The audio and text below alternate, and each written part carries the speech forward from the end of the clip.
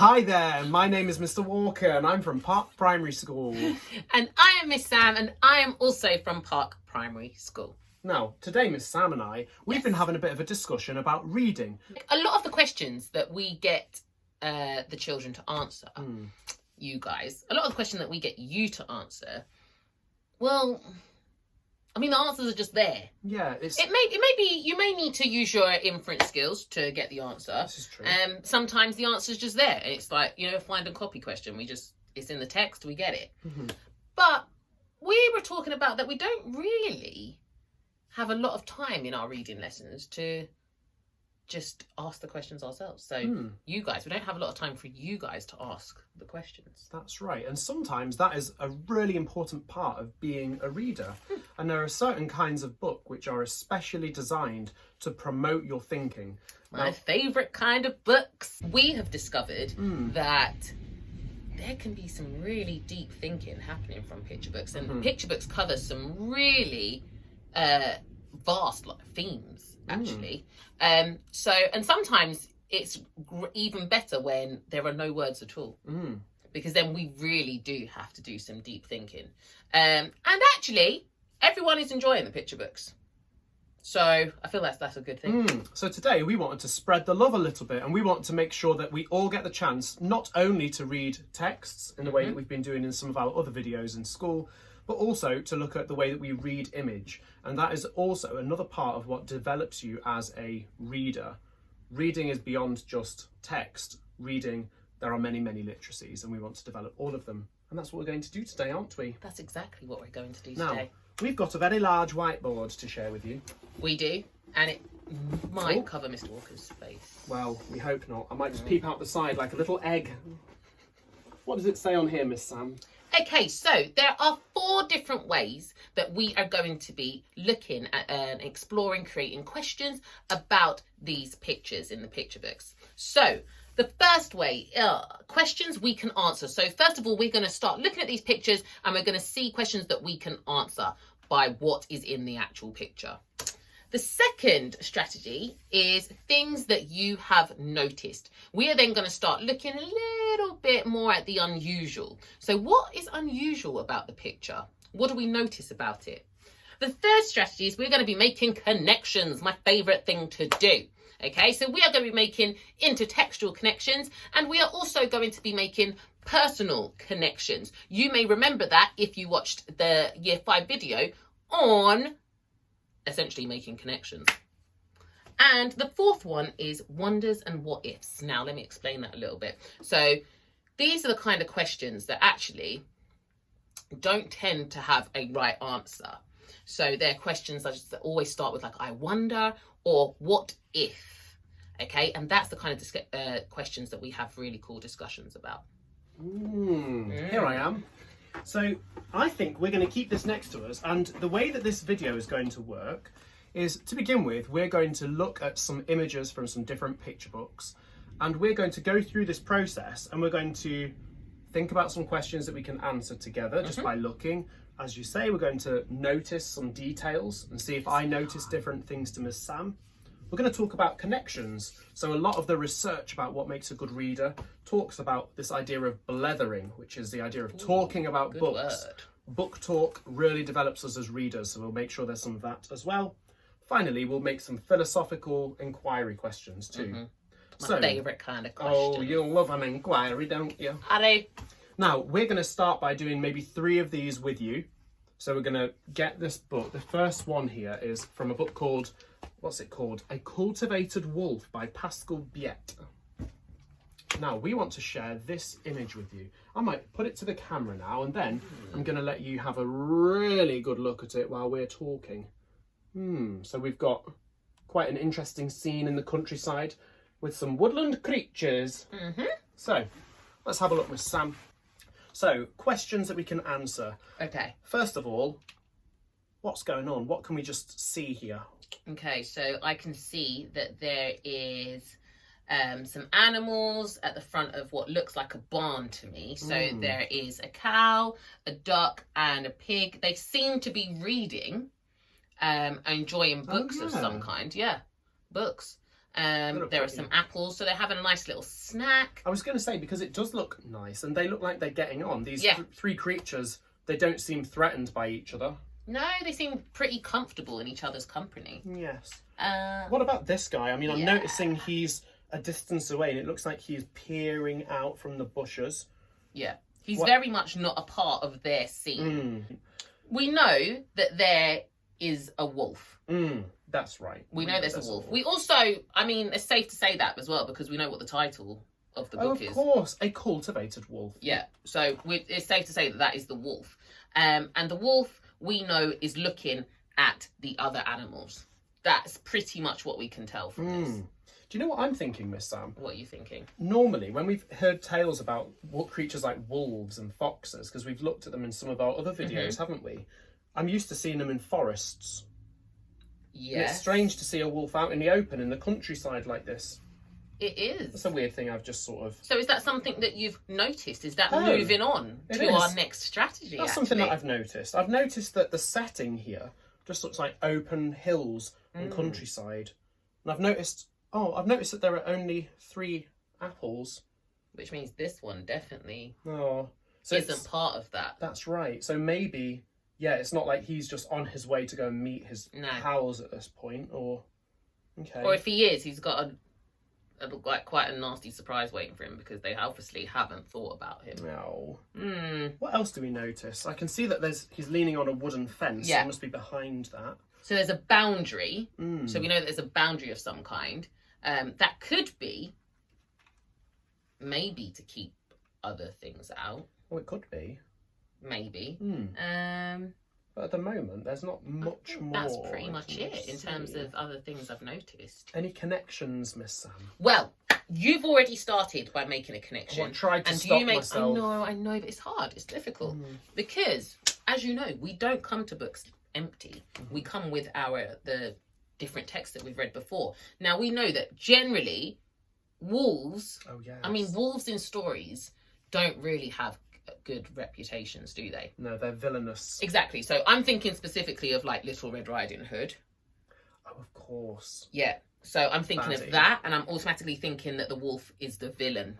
I can't actually get that out of my head. I know that it's not 100% certain, but that's the connection that I'm making to other texts. You know, when I'm seeing the pig and the wolf, I'm thinking three little pigs. 3 little pigs. So I'm thinking, this guy, he's just wanting himself a little snack. I mean, I love the way that this place looks. It just reminds me a little bit of the Yorkshire Dales.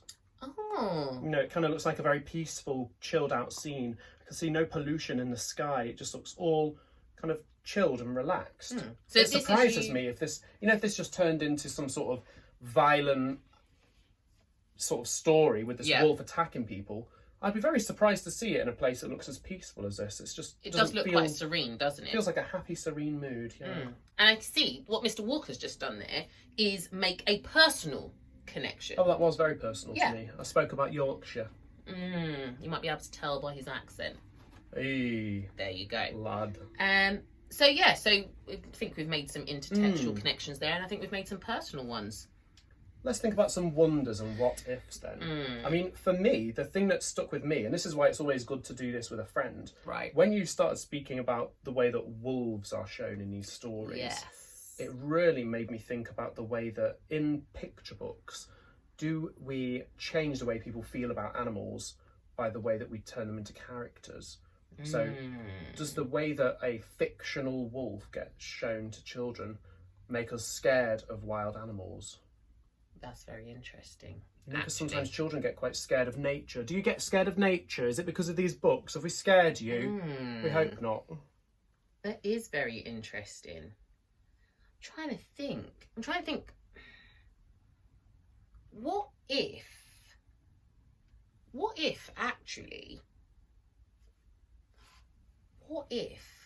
the wolf isn't the bad character at all? Ooh.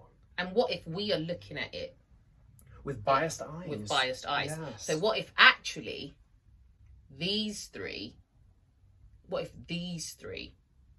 are the villains and the wolf is looking in at what was once his? Oh no. Oh, that's sad. That's a good what if. Changes my perception thinking of it through that way, because now I sympathise with his, look at his little sad ears. This is the thing. Can we always just judge something on first value? Because I was looking at that thinking, that's a cute duck, and now I think that is a criminal duck. That is a thieving duck. I don't know how I feel. Sometimes we can end up feeling more confused when we ask these questions than satisfied. Sometimes confusion is better in a world that pretends to be certain when it really isn't. Deep. Okay. Well, I think we may have exhausted this particular image. Why don't we try a different book, shall we? Let's go for You've got a lovely pile there, Miss Sam. Why don't you pick one from the pile? We do. Ooh, this is a very interesting image. Okay, so this one is from a book called The City by Armin Greider. It's a very interesting looking picture book. It does have some words, but they are very, very small on the pages, so it really wants you to look at the images. Should we bring it towards you and then we'll keep a version for you to see? Yes. Da, da, da, da, da. There we go. Okay, Miss Sam, maybe why don't you do the things that we can definitely answer? What can we see in this double page spread? Okay, so I can see a group of performers. How do you know they're performers? So here we go. I know they're performers because we can see that there's like a jester costume here. How do you know he's a jester? Because of the hat mainly, more than anything else. And also the ruff.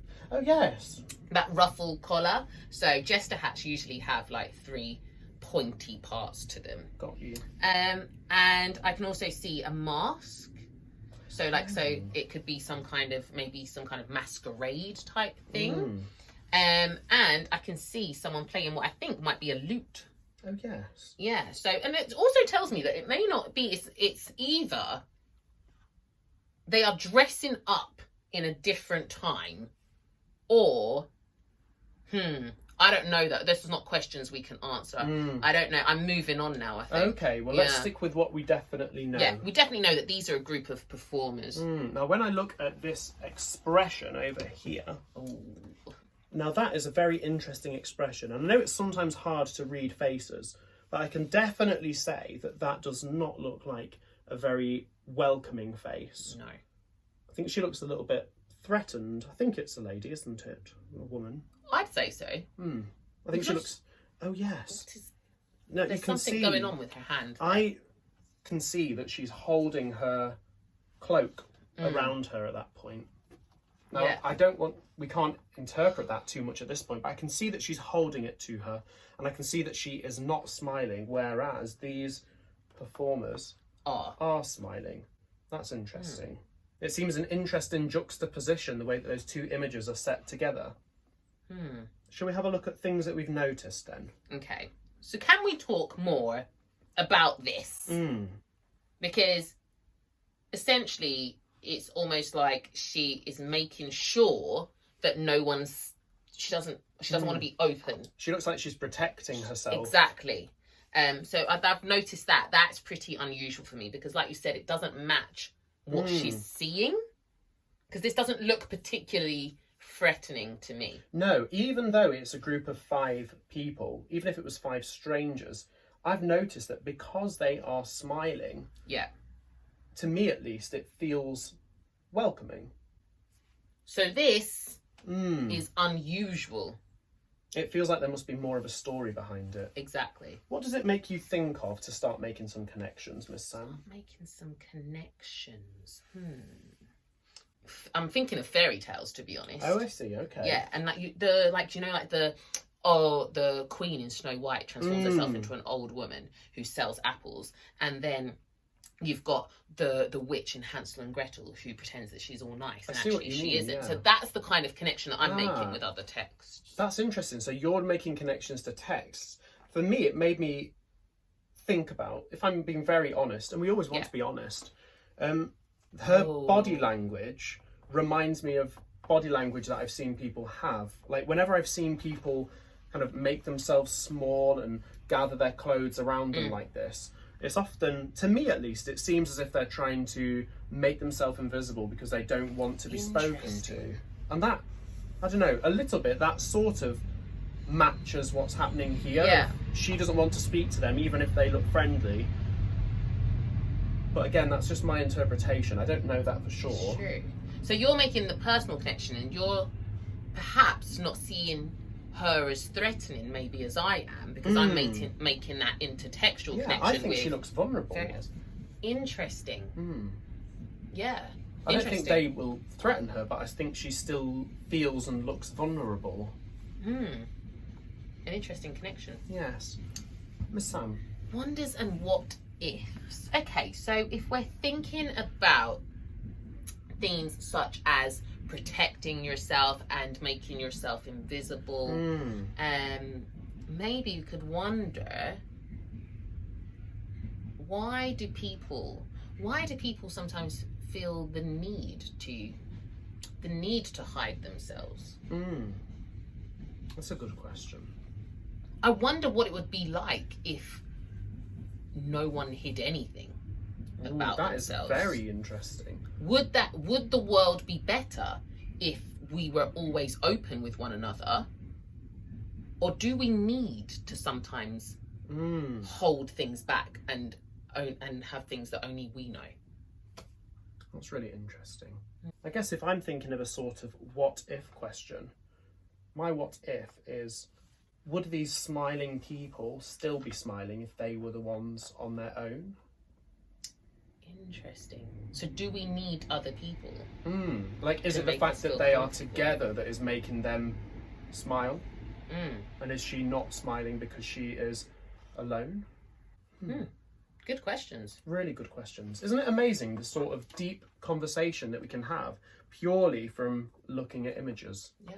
Now just imagine if we were doing this for the whole book, page by page, and then we've even got the little bits of text as well.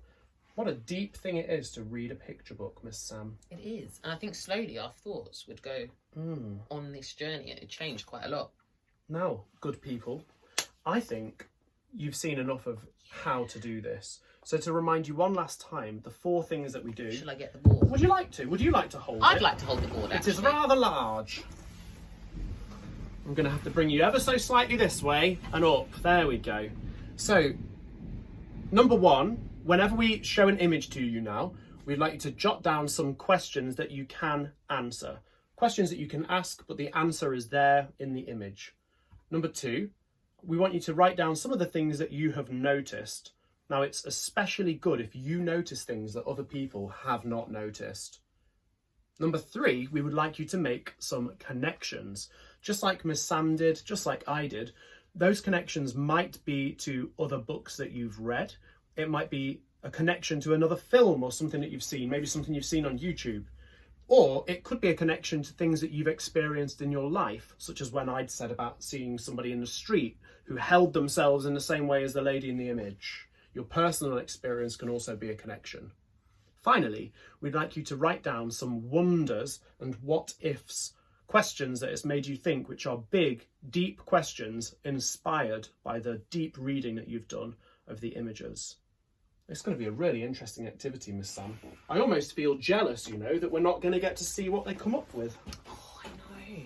I think I might do it myself, to be honest. I think I might as well. Well, do you know what we will do? We're going to share some images then with you now. So with each one of them, we want you to be able to spend as much time as you would like looking at each image. So, one by one, we're going to share 5 images with you from 5 different brilliant picture books. And with each one, as soon as it's up on your screen, what we would like you to do is to pause and then write down your 4 different groups of notes. Can you remember what they were? We don't need to do it again, do we? Shall we? Shall we just for fun? Shall we just? Right, really quickly. First one, questions that you can answer just by looking at the picture.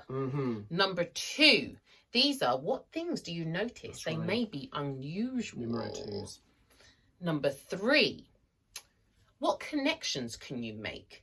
They could be intertextual, so connections to other texts that you have read, or they could be personal, so experiences that you have had that this picture reminds you of. And then number 4, my favourite, the philosophical questions, the wonders and what ifs. So what wonder questions and what if questions can you think of that you want to discuss, really? How great. Okay, we can't wait to see what you come up with. So we're going to give you your very first image. Here we go. This one is from Once Upon an Ordinary School Day by Colin McNaughton, illustrated by Satoshi Kit Amura.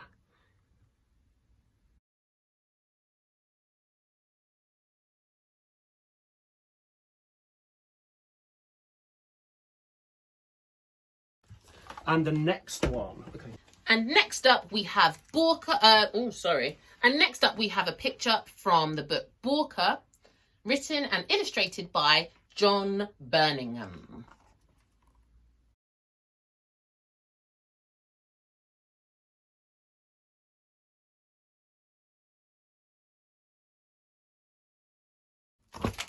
Great. Okay, everyone, we're going to move on to our third image now. This is from a book called Here I Am. The story is by Patty Kim and the pictures are by Sonia Sanchez. Here we go.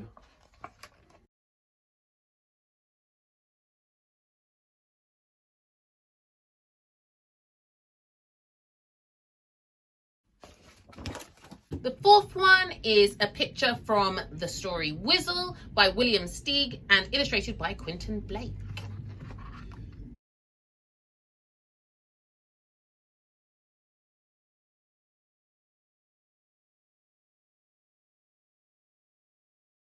And finally, what's this one? Oh, yes. And finally, this is an image from a book called Sower's Ark, An Enchanted Bestiary, with artwork by Michael Sower. Here we go, get my fingers out of the way.